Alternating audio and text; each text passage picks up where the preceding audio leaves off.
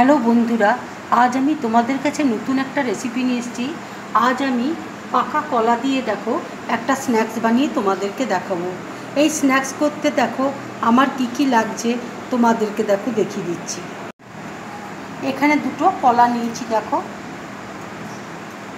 এখানে দেখো bread camp রয়েছে, এখানে নুন রয়েছে, চিলি ফ্লেক্স আছে, গোলমরিচ গুঁড়ো করা রয়েছে, এখানে দেখো কর্নফ্লাওয়ার রয়েছে, আর এখানে চিনি রয়েছে। এখানে দেখো দুটো ডিম নিয়েছি। এবার দেখো কলাটা আমি ছাড়িয়ে নিচ্ছি। ঠিক দেখো এইভাবে আমি ছাড়িয়ে নিলাম। এবার দেখো কলাটা আমি দুভাগ করে কেটে নিচ্ছি। এবার দেখো একটা বোলের মধ্যে আমি ডিমটা ভেঙে দিচ্ছি।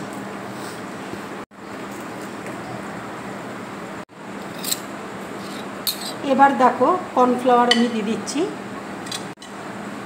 এবার দেখো একটু চিনি দিয়ে দিচ্ছি, নুন দিয়ে দিচ্ছি, দেখো চিলি ফ্লেক্স দিয়ে দিচ্ছি, গোলমরিচ গুঁড়ো দেখো দিয়ে দিচ্ছি। এবার আমি সব একসাথে দেখো মিক্সড করে নিচ্ছি। এবার দেখো কলাটা ব্যাটারের মধ্যে আমি ডুবিয়ে দিচ্ছি।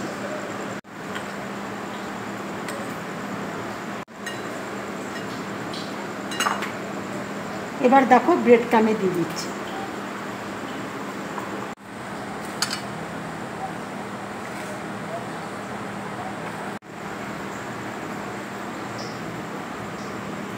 আর একটা দেখো তোমাদেরকে দেখাচ্ছি।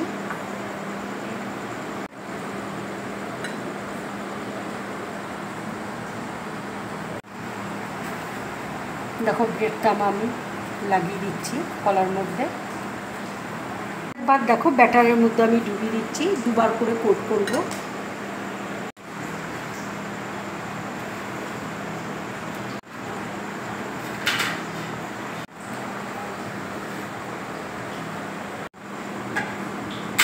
ফ্রাই প্যানে দেখো তেল বসিয়েছি, তেল দেখো গরম হয়ে গেছে।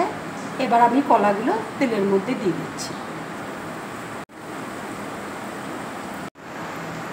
এই স্ন্যাক্সগুলো দেখো আমি মিডিয়াম ফ্লেমে ভাজবো, তাহলে ভাজাটা খুব ভালো হবে। এইভাবে কলা দিয়ে বন্ধুরা তোমরা স্ন্যাক্স বানিয়ে বাড়িতে খাবে, খেয়ে আমাকে অবশ্যই কমেন্টস করে তোমরা জানাবে তোমাদের কেমন লাগলো। স্ন্যাক্সগুলো দেখো হয়ে গেছে, এবার আমি প্লেটের মধ্যে তুলে নিচ্ছি।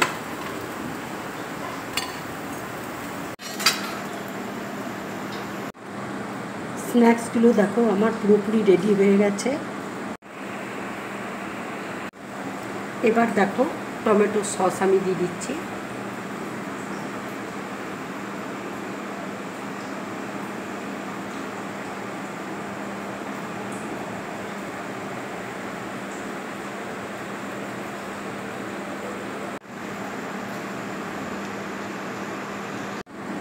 এবার দেখো মেয়োনিজ আমি দিয়ে দিচ্ছি।